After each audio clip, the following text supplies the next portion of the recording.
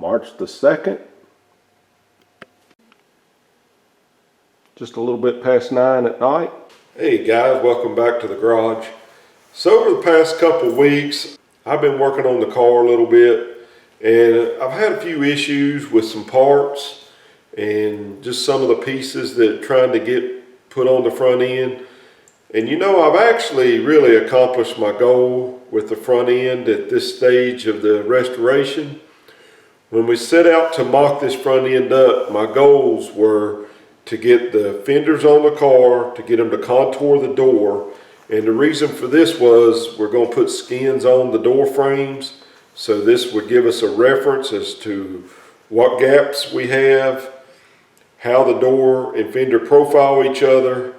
So we kind of done that, and the next goal that I had was to get the bumpers on the car. First time for that, and we've done that, and I feel good that they can go and be plated now, and they'll be fine when we actually go to install them for a final time.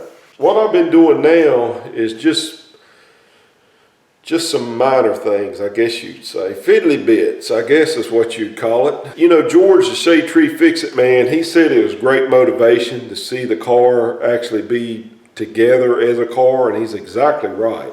But I think it is time now to move on and get started to getting this thing really put back together, getting the rust repairs done.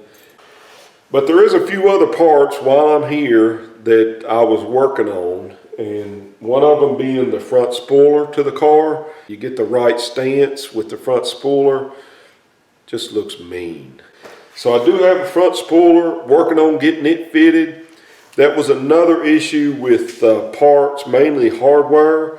I started speccing out the hardware and started having a little trouble. From what I found out in my research, a lot of those were dealer installed, and so GM did have a hardware kit, and I was able to view pictures of it online. It was a dealer installed part, and it was, I would say you'd see all kinds of hardware on a front spoiler.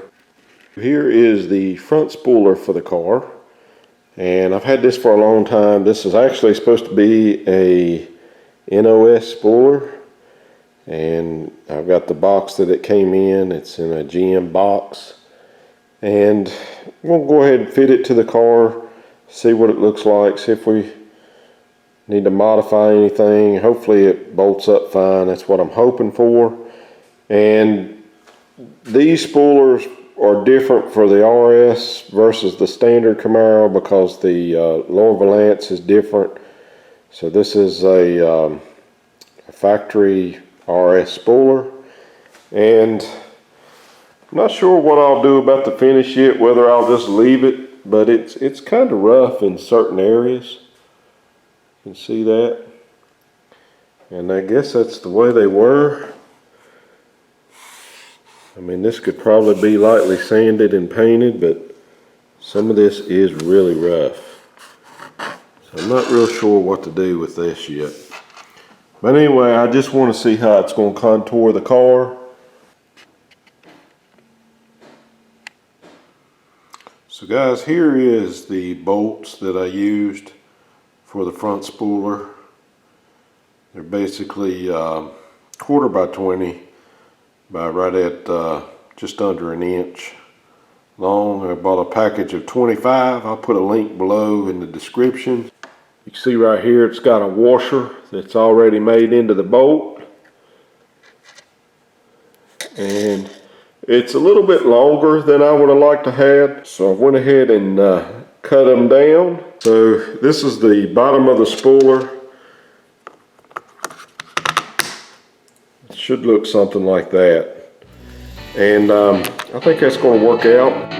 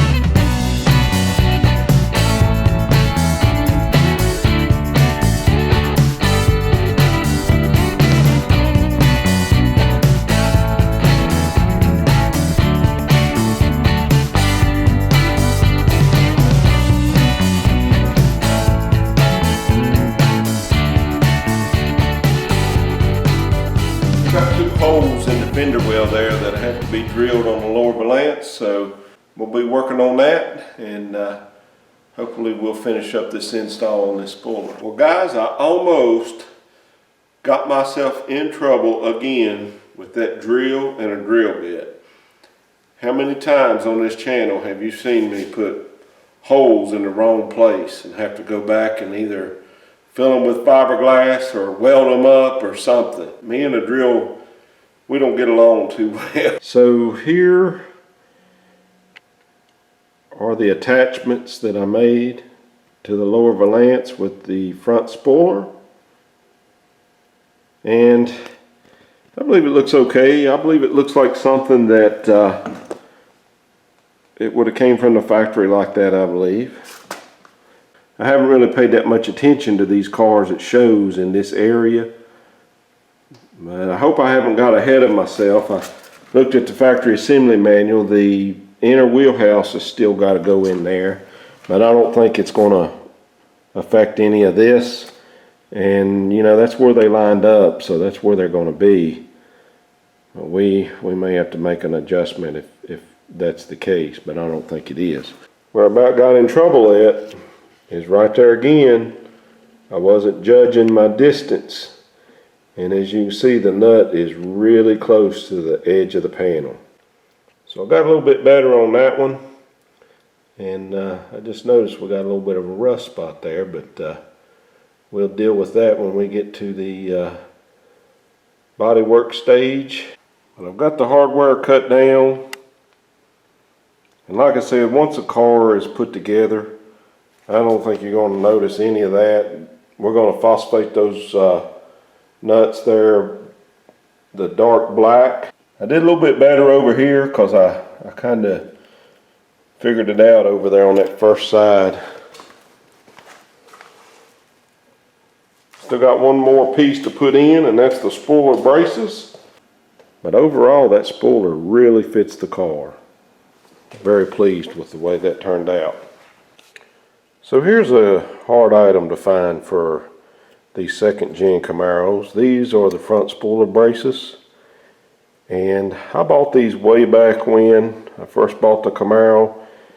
I was buying parts from a fellow named James in Texas. He ran a business called Momentum Camaro, and these were exclusive to their inventory. We got to talking, and he asked me if I had these for the car, and I told him no, and he said, well, you want to get a set, and I bought a set from him and still got them to put on. But right here on our factory manual here, you can see how they go. They did come with the hardware, so that's how they'll go in. Just looking at the hardware here, this looks very similar to what we used. Okay, YouTube, we have these braces installed, both sides.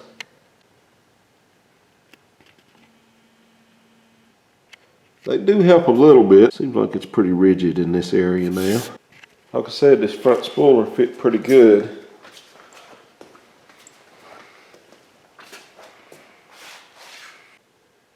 So guys, we're going to call this a video, and we'll see you on the next one.